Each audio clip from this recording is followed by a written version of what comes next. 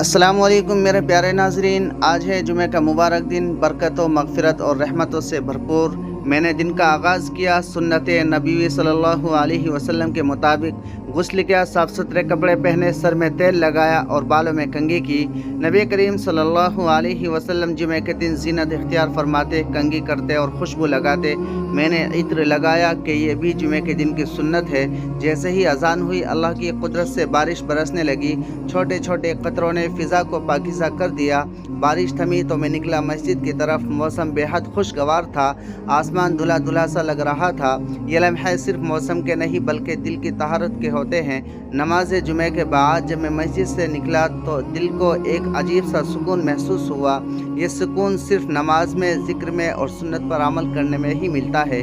घर आकर दोपहर का खाना खाया और सुन्नत के मुताबिक कुछ देर कैलूला किया।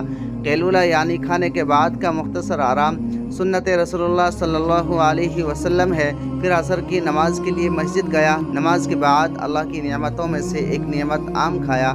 इस मीठे फल की लज्जत ने ज़बान ही नहीं दिल को भी शुक्रगुजारी से भर दिया।